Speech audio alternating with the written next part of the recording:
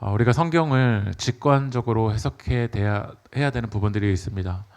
살인하지 말라, 도둑질하지 말라, 가늠하지 말라. 이건 뭐 다른 해석이 필요하지 않죠.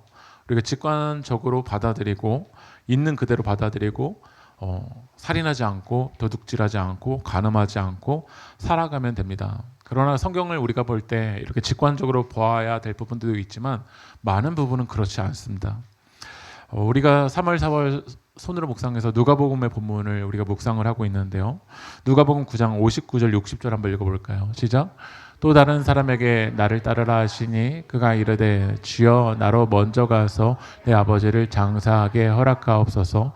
예수께서 이르시되 죽은 자들로 자기의 죽은 자들을 장사하게 하고 너는 가서 하나님의 나라를 전파하라 하시니라. 예수님이 사람들에게 나를 따르라 라고 말씀하십니다. 그러니까 사람이 뭐라고 하죠? 지금 아버지 장례가 있는데 그 장사하고 따를게요 라고 이야기합니다. 그러니까 예수님 뭐라고 하죠? 다른 사람에게 장사하게 하고 너는 가서 하나님 나라 전파해 라고 이야기를 합니다. 근데 우리가 만약에 이 본문을 문자적으로만 바라본다면 만약에 여러분의 부모님이 장례가 났을 때 이제 안 가는 거죠. 장례식 안 가는 거죠. 왜 안 왔니? 그랬더니 누가복음 9장을 읽어봐. 읽어보라고 라고 했다면 여러분 어떨까요? 이 본문에서는 하나님 나라를 따르는 길은 지체할 수 없을 만큼 긴급하고 절대적인 우선순위를 이야기하는 것이지 장례를 하지 말라라는 본문이 아니지 않습니까? 당시 유대사회에서는 부모의 장례는 매우 중요한 가족적 종교적 의무였습니다. 그러나 예수님을 따르는 삶, 하나님 나라의 삶은 더 중요하다. 장례를 치르지 말라가 아니라 여러분의 삶 가운데 우선순위가 있다. 무엇이 급한지 그거부터 결정하라 라는 본문입니다. 그러니까 우리가 성경을 읽을 때 아까 전에도 말씀드렸지만 직관적으로 해석하고 받아들여야 되는 부분이 있지만 그렇지 않은 부분들도 많다라는 거예요. 성경은 우선 1차적으로는 누구의 렌즈로 쓰여졌냐면 많은 부분들이 이스라엘의 렌즈로 쓰여졌죠. 근데 이스라엘은 먼저 하나님이 그들을 선택하셨을 때 그들은 인사이드에 있었습니까? 아웃사이더에 있었던 사람들입니까? 안에 있는 사람이 아니라 주변인들이었죠. 그런데 하나님께서 이 주변인들, 노예들을 이 품 안으로 들어오기 위해서 하나님이 어떤 일을 행하셨는지를 기록하고 있는 것이 바로 성경입니다. 이 주변인을 이 자녀로 삼아주시기 위해서 하나님이 어떤 일을 행하셨는지 그 복음을 기록하고 있는 내용이 바로 구원의 내용이죠. 그리고 그들이 이제 주변인에서 노예에서 안으로 들어갔다면 이제 그 주변인의 정체성으로 살아가는 것이 아니라 이제 안에서 거룩하고 구별되게 살아가는 것이 바로 안으로 들어온 사람들을 향한 하나님의 마음입니다. 그러나 누군가는 안으로 들어왔지만 아직 안으로 들어오지 않은 사람들이 있습니다. 그 안으로 들어오지 않은 사람들은 하나님의 사랑에 이끌려서 그 복음에 이끌려서 정죄감에 사로잡혀서 밖에 있는 것이 아니라 그들도 다시 하나님의 사랑으로 안으로 들어오기 원하시는 것이 바로 하나님의 마음이죠. 하나님의 자녀들은 안으로 들어온 사람도 있지만 아직 안으로 들어오지 않은 그들도 있습니다. 그러니까 우리가 성경을 볼 때 다각도로 봐야 되죠. 안에 있는 사람들을 향한 그 접근도 있지만 아직 밖에 있는 사람들이 안으로 들어와야 되기 때문에 우리는 성경을 다각도로 봐야 됩니다. 그러나 많은 사람들이 안에 있는 사람들은 안의 관점으로만 보고 밖에 있는 사람들은 밖에 있는 관점만으로 바라볼 때가 있다는 거야. 문자적으로 내 접근 방법으로 내 관점만으로 바라보니까 하나님을 어떻게 할 때가 많냐면 오해할 때가 많은 것 같습니다. 그러나 우리는 성경을 읽을 때 하나님의 관점으로 읽기를 소망합니다. 우리가 여호수아서를 읽을 때 많이 반복적으로 등장하는 단어가 뭐냐면 전멸입니다. 하나님이 전멸하라. 이 단어가 히브리어로는 헤렘이라고 얘기했죠. 전멸해라, 전멸해라, 전멸해라. 여러분의 자녀가 만약에 새로 이제 입주를 하게 됐습니다. 입주를 하게 됐었을 때 이젠 그 전에 있었던 사람들의 짐이 남아 있었던 거예요. 이사를 갔지만 아직 남겨놓은 그런 쓰레기들이 있습니다. 여러분들의 자녀들이 거기 입주할 때 가서 뭐라고 할까요? 이거 남겨놔라고 얘기할까요? 깨끗이 치우고 들어가라고 이야기할까요? 그렇죠? 아버지의 마음은 어머니의 마음은 무엇이냐면 자녀가 깨끗하게 살아가길 원합니다. 그렇죠. 이스라엘 백성들이 이 가나안 땅에 들어갈 때 하나님께서 이 밖에서 안으로 들어가는 이 자녀들을 향한 마음은 무엇이냐면 너희들이 깨끗하게 거룩하게 구별되어서 들어가길 원하시는 그 하나님의 마음이 있죠. 하이가 지난주에 저에게 이렇게 물어보더라고요. 뭐라고 물어보냐면 아빠 저 인스타그램을 좀 해도 됩니까? 질문이었습니다. 뭐라고 해야 될까요? 저의 마음은 무엇이냐면 아직 나를 지킬 수 없는데 남의 인생 계속 훔쳐보고 비교하다가 나를 잃어버리는 거를 부모가 원하는 부모가 있을까요? 어른도 그거 아직 못 이겨서 계속 남의 인생 훔쳐보고 비교하고 열등감에 사로잡혀 있는데 이 6학년 딸이 인스타그램 해도 될까요? 라고 이야기할 때 인스타그램 해. 남의 인생 계속 훔쳐봐. 비교해. 열등감에 사로잡혀 살아가. 라고 어떤 부모가 원하겠습니까? 저의 딸을 넘어뜨리는 그 유혹으로부터는 떨어져 나가기를 원하겠죠. 그게 하나님의 마음이었습니다. 이스라엘 백성들이 가나안 땅에 들어갈 때 어떻게 원하시냐면 거룩하게 구별되어서 하나님의 정체성으로 살아가기를 원하신다라는 거죠. 그런데 에순이에게는 폭삭 속았수다 에순이에게는 첫째 금명이도 있지만요, 은명이도 있습니다. 첫째 금명이는요, 부모님 안 속이고 서울대에 갔습니다. 그런 금명이의 타입의 자녀가 있어요. 그런데 은명이 타입은 어떤 타입이냐면요, 틈만 나면 부모님이 학교에 가야 되고 속썩이고 유치장에 가는 은명이도 있습니다. 근데 부모에게는 첫째만 자녀입니까? 둘째는 자녀 아닙니까? 첫째도 자녀고 둘째도 자녀입니다. 결국 이 예순이 가정이 둘째 이 은명이 살리려고 어떻게 하냐면 자기가 아끼는 배를 팝니다. 아버지에게는 율법을 너무 잘 지킬 형도 있지만 누가복음 15장에서는 아버지의 재산을 탕진한 누구도 있죠? 탕자도 있다라는 거예요. 그러면 여호수아 9장의 한 맥락이 뭐냐면 헤렘이에요. 전멸을 시키라라는 거예요.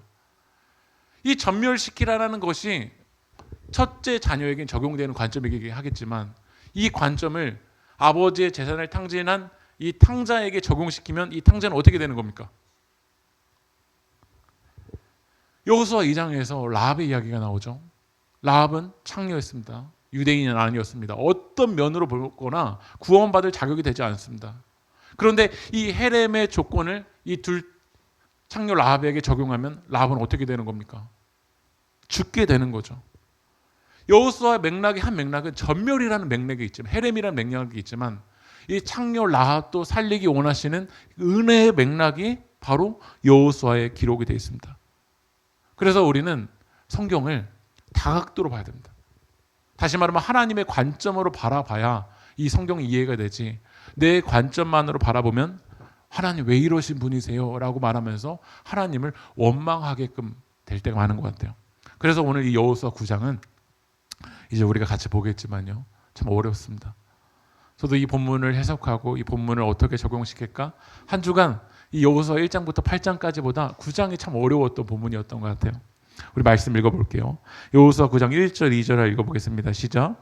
요단강 서쪽의 야산과 평원지대와 지중해 연안에서 레바논에 이르는 곳에 사는 헷사람과 아모리 사람과 가나안 사람과 브리스 사람과 히윗 사람과 여부스 사람의 모든 왕이 이 소식을 듣고 함께 모여서 여호수아와 이스라엘에 맞서서 싸우기로 뜻을 모았다. 오늘 이 소식을 들었습니다. 이 소식이 뭐였냐면 이제 이스라엘 백성들이 어떤 성을 이긴 걸까요? 아이성을 이겼죠. 이제 그 전에는 어느 성이냐면 여리고성을 이겼고 그 다음엔 아이성을 이겼다라는 거예요. 하나님의 그 군대가 계속해서 이기고 있다라는 이야기를 들었습니다. 그러니까 이 소식을 듣고 어떤 사람들이 있었냐면 이 가나안에 있는 헷, 아모리, 히위, 여부스 사람들 어떻게 했냐면 연합했어요. 하나님과 맞서 싸우기로. 지금도 하나님과 연결되려는 몸부림침을 하는 사람들이 있고 하나님과 맞서 싸우는 사람들이 있는 것 같아요. 죄를 지러 갈 때는 너무 마음이 잘 맞아요. 가나안, 헷, 아모리, 히위, 여부스 그 전에 막 함께 있지 않았어요. 그러나 하나님과 대왕하는데 죄를 지러 가는 데는 얼마나 마음을 함께 모아서 가는 사람들이 있는지 모르겠어요. 저는 여러분들이 하나님과 맞서서 싸우는데 뜻을 모으지 않길 소망합니다. 우리는 하나님과 화친하고 하나님과 연결되고 하나님의 은혜를 받는데 함께 해야 됩니다. 대부분의 사람들은 어떻게 했냐면 이스라엘과 맞서기로, 다시 말해 하나님과 맞서기로 마음을 모았어. 그런데 이 여호수아 9장에는 어떤 사람들도 있었냐면요, 3절 말씀 읽어보겠습니다. 시작. 여호수아 9장 3절 한번 넘겨주실게요. 네, 없으면 제가 읽어드리겠습니다. 여호수아를 속이기로 결정하였다. 그들은 낡은 부대와 헤어지고 터져서 죄송합니다. 한번 넘겨주실래요? 네. 4절인가요? 예, 4절 한번 읽어보겠습니다. 시작. 여호수아를 속이기로 결정하였다. 그들은 낡은 부대와 헤어지고 터져서 기준 가죽 포도 부대를 나귀에 싣고서 외모를 사절단처럼 꾸미고 길을 떠났다. 오늘 이 9장 4절을 보면요, 여호수아를 속이기로 결정을 했다라고 되어 있습니다. 그러니까 여호수아 9장 1절 2절에서는 하나님과 대적하기로 뜻을 모으는 사람들도 있었는데, 오늘 어떤 사람들도 있었냐면 기브온 사람들은 이스라엘과 화친하도록 결정하는 사람들이 있었다라는 거야. 다시 말하면 하나님을 대적하는 자가 아니라 어떻게 하면 하나님의 궁유를 받을 수 있을까? 주님의 은혜를 구하는 사람들이 있었다라는 거야. 마태복음에 보면요, 수로보니게라는 여인이 나타납니다. 이방인입니다. 근데 그 수로보니게 여인의 딸이 귀신이 들렸어요. 그래서 너무 괴로워하는 거야. 그래서 예수님께 나와서 이 수로보니게 여인이 간청을 합니다. 주님, 좀 불쌍히 좀 여겨주세요. 저는 오늘 새벽교회 모든 성도님들 이런 마음으로 하나님 앞에 섰으면 좋겠어요. 주님, 저 좀 불쌍히 여겨주세요. 내 딸이 귀신 들렸습니다. 라고 말합니다. 그런데 예수님 반응을 안 하는 거야. 그런데도 이 수로보니게 여인이 주님 불쌍히 여겨주세요. 그러니까 제자들이 너무 시끄러운 거야. 그래서 이 수로보니게 여인을 예수님께 보냅니다. 그러니까 그때 예수님이 뭐라고 말씀하시냐면, 나는 이스라엘의 잃어버린 양 외에는 보내시는 받지 않았어 라고 이렇게 차갑게 이야기를 하세요. 나 이스라엘 잃어버린 양 외에는 나 수로보니게 너 이방 위에서 나 온 거 아니야 라고 이야기합니다. 그런데도 이 수로보니게 여인이 예수님께 와서 주님 불쌍히 여겨주세요 라고 이야기하니까 예수님 뭐라고 하시냐면 마태복음 15장 26절 한번 읽어보겠습니다. 시작.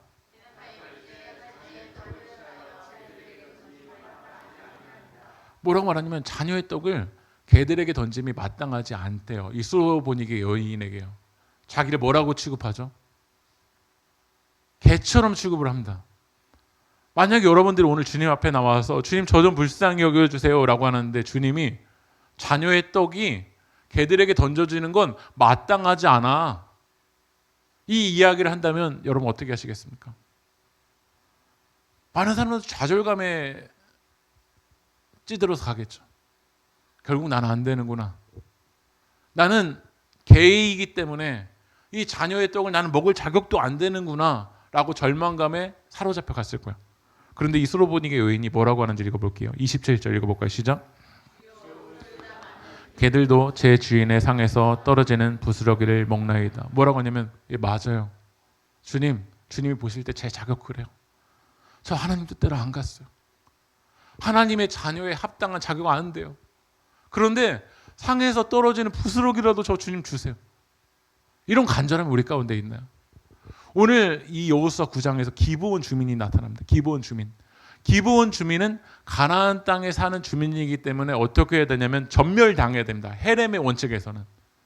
우리도 이 세상에서 하나님의 뜻대로 살아가지 않아서 이 헤렘의 자격에 우리를 올려놓으면 어떻게 되죠? 우리는 개입니다. 자녀의 떡을 먹을 자격이 안 됩니다. 부스러기도 먹을 자격이 안 됩니다. 그런데 오늘 이 수로보니게 여인은 주님 앞에 어떻게 나왔냐면 주님 맞아요. 그 말 맞아요. 근데 부스러기라도 주님 주세요. 이런 마음으로 하나님 앞에 섭니다. 오늘 이 기브온 사람들이 마음을 갖습니다.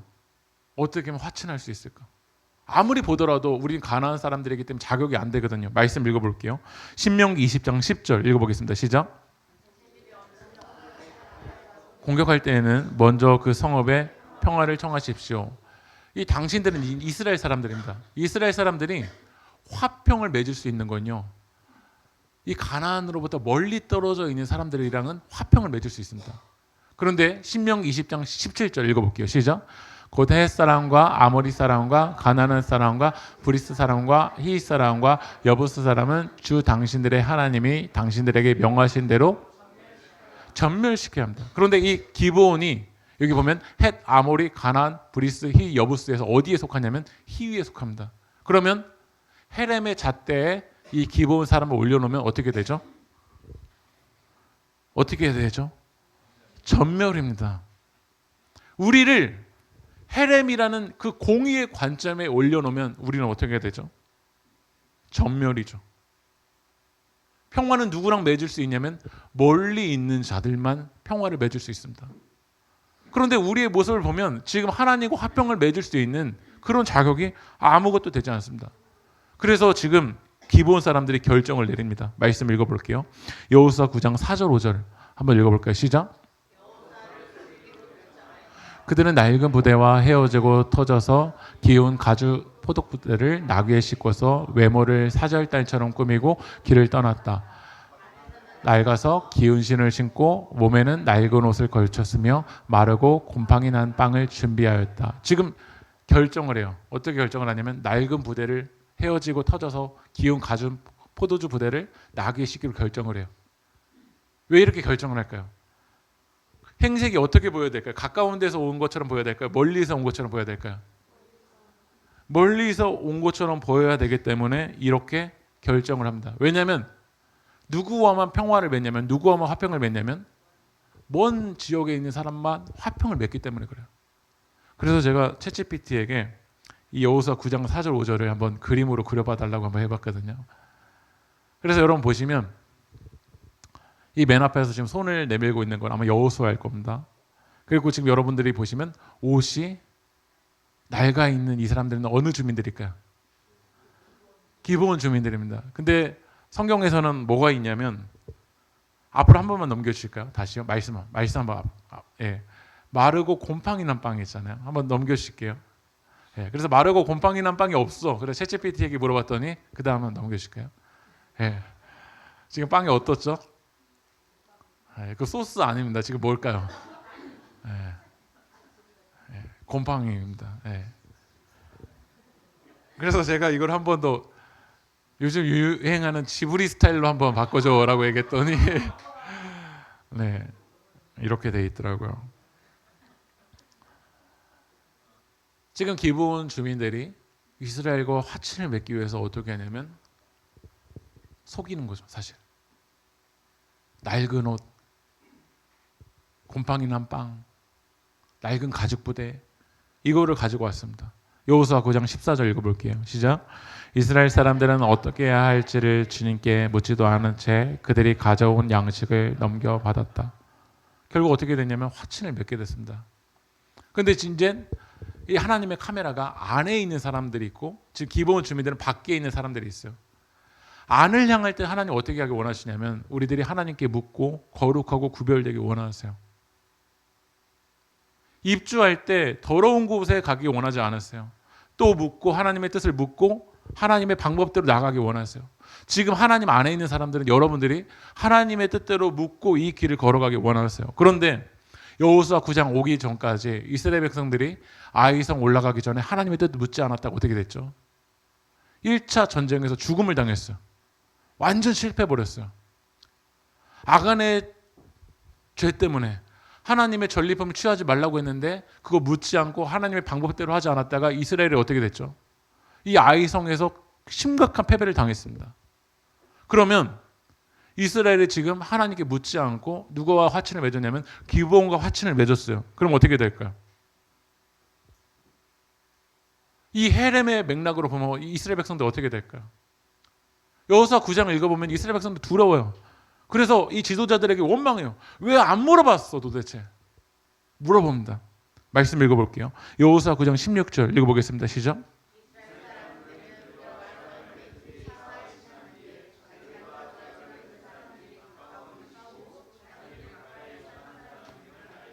그럼 이 헤렘의 원칙으로 한다면 기브온 주민들을 하나님 어떻게 하셔야 될까요? 이스라엘 속였잖아요. 예. 그리고 알고 보니까 먼 지역에 온 사람 아니고 어떤 사람들이죠? 가까운 사람들이잖아요. 헤렘의 잣대에 이 기브온 주민을 올려놓으면 전멸이잖아요. 근데 여호수아 9장을 읽어보면요. 그렇게 날카로우셨던 하나님이 아간의 문제에서는 아간을 죽이셨던 그 하나님, 공의의 하나님이 여호수아 9장에서는 왜 그런 심판의 일들을 일으키지 않을까? 여호수아 9장 26절 읽어보겠습니다. 시작. 여호수아는 그들을 보호하기로 결정을 내리고 이스라엘 사람들이 그들을 죽이지 못하게 하였다. 어떻게 결정되었냐면 그들을 보호하기로 결정을 내립니다. 또 이 기브온 주민들을 어디에 참여시키냐면 27절 읽어보겠습니다. 바로 그날로 여호수아는 그들을 회중을 섬기고 주님의 제단을 돌보는 종으로 삼아 나무를 빼고 물을 깃는 일을 맡게 하였다. 그들은 오늘까지 주님께서 택하신 곳에서 그 일을 하고 있다. 이 기브온 주민들이 여호와를 섬기는데 주님의 제단을 돌보는 그 종으로 삼고 있다는 거예요. 우리는 갑자기 화가 날 겁니다. 하나님, 아간의 죄는 이렇게 심각하게 처리하셨으면서 왜 기브온을 납두십니까? 우리 주변에 기브온들이 있거든요. 하나님, 저를 향해서는 그렇게 날카롭게 지적하시고 거룩하라고 하고 하나님 뜻대로 나가라고 하고 좁은 문으로 나가라고 하고 좁은 길로 나가라고 하고 그렇게 저를 힘들게 하시더니 왜 기브온 주민에게는 이런 아량을 베푸세요? 나는 그 문제 그렇게 심각하게 나가게 하시더니 왜 기브온 주민을 향해서는 왜 그렇게 나가시냐고요? 라는 마음이 우리 가운데 들지 모르겠습니다. 여호수아 9장 24절 읽어볼까요? 시작. 주 하나님이 그의 종 모세에게 명하신 것이 참으로 사실임을 우리가 알았기 때문입니다.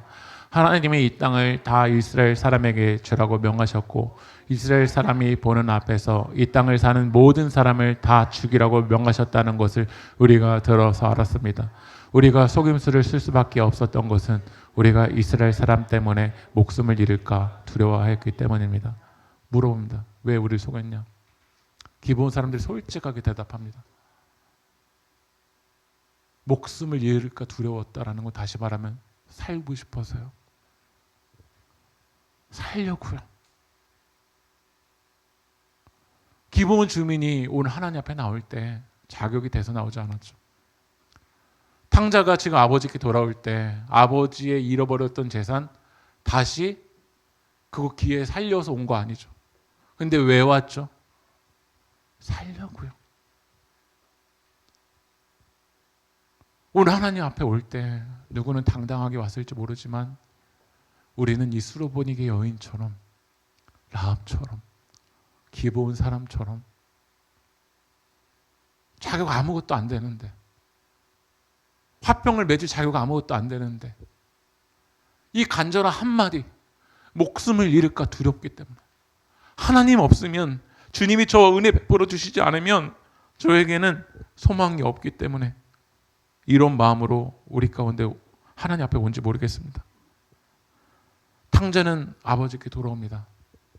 내 인생의 주권이 하나님께 있구나. 기브온 주민은 하나님께 옵니다. 이 가나안이 하나님께 달려있구나. 여러분 이 여호수아 9장을 읽으면 어떤 사람들 이렇게 해석하는 사람들도 있을지 모르겠어요. 속여야 되는구나. 성경은 속이라고 이야기를 하지 않습니다. 우리는 이 주님의 마음으로 이 여호수아 9장을 봐야 됩니다.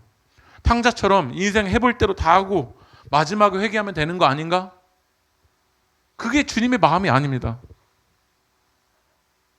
이 예수님에게는 금명이도 있지만 은명이도 있습니다. 여호수아 9장은 한 관점만으로 보면 우리는 이해가 되지 않습니다.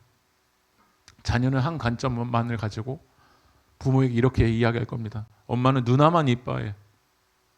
누나에게 물어보면 이렇게 이야기할 겁니다. 엄마는 나한테만 양보하라고 그래. 이 한 관점으로 우리를 사랑하시는 하나님을 바라볼 때 우린 이해가 안 될 겁니다. 한 어머니에게 두 아들이 있습니다. 한 아들은 우산장사 아들이고 한 아들은 집신을 파던 아들입니다. 한 아들이 기도합니다. 비를 좀 내려주십시오. 어머님 마음이 아픕니다. 한 아들이 햇빛이 쨍쨍하게 해달라고 기도합니다. 엄마는 또 마음이 아픕니다. 기브온 사람들이 윤리적으로 맞냐 틀리냐 이 접근으로 성경을 보아서는 안 될 겁니다. 우리는 사순절을 지내고 있습니다. 우리에게 첫째 같은 모습도 있고 둘째 같은 모습도 있습니다. 그런데 예수님은 왜 이 땅 가운데 오셨냐면 시편 85편 10절 말씀 읽어볼까요? 시작. 의와 화평이 서로 입맞추었으며 이 궁율과 진리가 만난다라는 거 우리가 이해가 되지 않을 겁니다. 하나님의 의와 화평이 서로 입맞춘다라는 거 주님의 공의와 주님의 사랑이 연결된다라는 이 십자가가 우리의 눈으로는 이해가 되지 않는 사랑입니다. 근데 우리가 손톱만큼이라도 주님의 마음으로 이 성경을 읽었으면 좋겠습니다. 손톱만큼이라도 그 주님의 사랑으로 이 말씀에 대했으면 좋겠습니다. 로마서 6장 1절 2절 읽어볼까요? 시작. 그러면 우리가 무엇이라고 말을 해야겠습니까? 은혜를 더하게 하려고 여전히 죄 가운데 머물러 있어야 하겠습니까? 그럴 수 없습니다. 어떤 사람 이야기했죠. 그럼 나는 기본 사람들처럼 속이며 살 거야. 하나님 은혜 더하려고 그 말 아니잖아요. 우리 여호수아 로마서 8장 36절 39절 읽고 우리 말씀 마무리하겠습니다. 성경에 기록한 바 우리는 종일 주님을 위하여 죽임을 당합니다. 우리는 도살당할 양과 같이 여김을 받았습니다. 한 것과 같습니다. 예, 그렇죠. 우리는 기본 주민처럼 죽임을 당해야 되죠. 창녀 라합처럼 도살당할 이 양과 같이 여김을 받았죠. 그러나 성경은 뭐라고 하는지 읽어볼까요? 그러나 우리는 이 모든 일에서 우리를 사랑하여 주신 그분을 힘입어서 이기고도 남습니다. 나는 확신합니다. 죽음도 삶도 천사들도 권세자들도 현재일도 장래일도 능력도 높음도 깊음도 그 밖에 어떤 피조물도 우리를 우리 주 예수 그리스도 안에 있는 하나님의 사랑에서 끊을 수 없습니다. 여러분 믿으십니까? 우리가 어떻게 하나님의 사랑을 다 이해할 수 있겠습니까? 어찌 보면 이 여호수아 9장을 읽으면서 우리의 관점으로는 하나님의 사랑을 다 이해하지 못한다라는 것이 맞을 것 같습니다. 그러나 중요한 건 주님의 사랑이 어떤 것으로도 그 주님의 사랑을 끊을 수 없다라는 겁니다. 기봉과 같은 마음으로 여러분 하나님 앞에 서고 계십니까? 수로보니게 여인과 같은 마음으로 서십니까? 괜찮습니다. 여러분을 향한 하나님의 사랑은 변함이 없습니다. 오늘 그 주님의 공의와 우리 주님의 사랑을 노래하며 찬양하며 나갑시다. 예수 하나님의 예수 하나님의 공의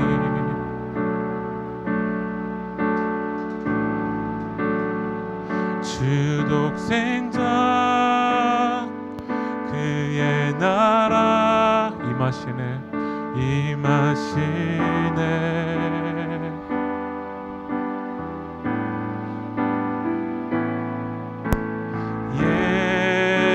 예수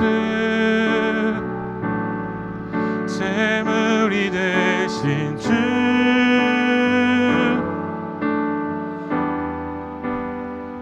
영광 중에 그의 나라 임하시네 주의 나라 영원하며 그의 영광 무궁하리 왕의 위엄과 능력이 이제 임하였으니 주의 축복과 주의 증거와 주의 통치와 주의 나라 영광 권세 임하네 예수 하나님의 공의 하나님의 공의 우리 2절 찬양합니다. 예수 하나님의 사랑 예수 하나님의 사랑 하나님의 사랑 주네와 말씀으로 주네와 말씀으로 나타났네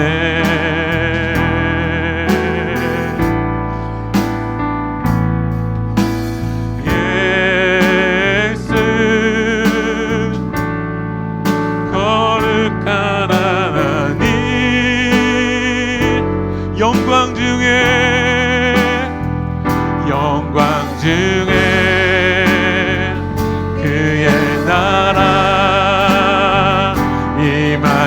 이네 주의 나라 영원하며 주의 나라 영원하며 그의 영광 무궁하리 왕의 위엄과 능력이 이제 임하였으니 주의 주권과 주의 주권과 주의 통치와 주의 나라 힘과 권세 임하네 예수 하나님의 공의 기도합시다. 이 기부온 주민들이 낡은 가죽 부대를 가지고 하나님 앞으로 나옵니다. 이게 속이는 것인 줄 알면서도 자격이 안 되는 거 알면서도 간절한 마음으로 오늘 하나님 앞에 나옵니다. 목숨을 잃을까 두려워서요. 살고 싶어서. 수르보니게 여인의 이야기처럼 자녀의 떡 먹을 자격 주님 저 없어요. 그런데 이 떨어지는 부스러기라도 받아서 살고 싶어서요. 오늘 이 말씀 읽을 때 우리가 기부온 주민들의 모습을 볼 때 우리의 관점으로 이해가 되지 않습니다. 내게는 그렇게 날카로운 칼날을 들이대시면서 이 기부원을 향한 그 주님의 마음이 우리가 이해가 되지 않는 것처럼 느껴집니다. 그런데 예수님은 그 하나님의 공의를 이루시기 위해서 우리가 전혀 이해되지 않는 어리석은 그 일을 이루시기 위해서 가장 낮은 곳까지 오신 줄 믿습니다. 오늘 시간 우리 기도할 때 주님 이해할 수 없는 그 주님의 사랑으로 우리를 덮어주시고 그 기부온 주민도 주님의 사랑으로 화평할 수 있도록 때로는 우리의 기부온과 같은 우리 마음이라면 주님 간절합니다. 주님 저의 영혼 살고 싶습니다. 부스럭이라도 주님 저에게 내려주셔서 주님 저의 영혼 살려달라고 이 간절한 마음으로 우리 주님의 이름 한번 부르고 동선으로 기도하겠습니다. 주여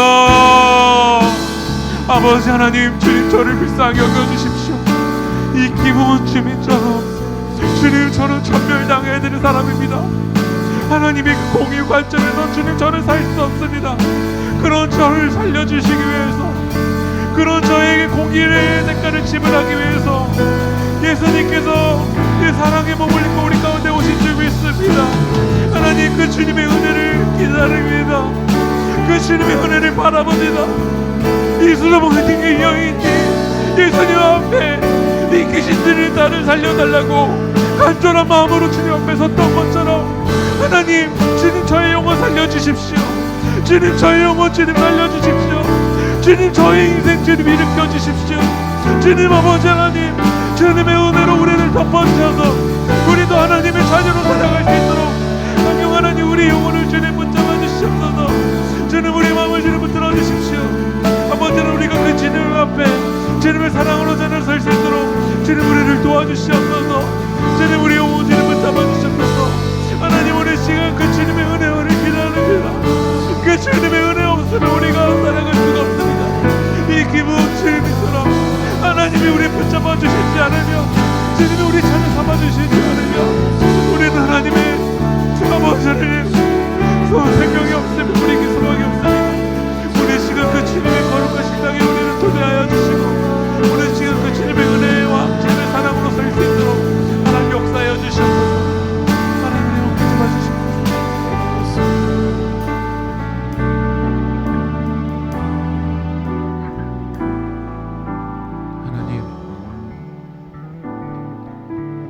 하나님의 헤렘 앞에 설 때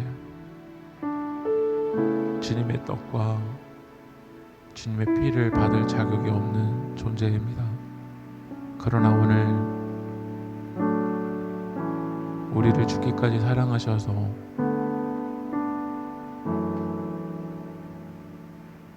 인간의 몸을 입고 가장 낮은 곳까지 오신 그 주님의 은혜 때문에 오늘 우리들이 이 하나님의 은혜의 식탁으로 나아가는 줄 믿습니다. 오늘 그 주님의 은혜로 우리를 덮어주시고 주님의 사랑으로 우리를 회복하여 주시고 다시 주님 앞에 돌아와 주님의 생명으로 일어날 수 있도록 주님 인도하여 주시옵소서.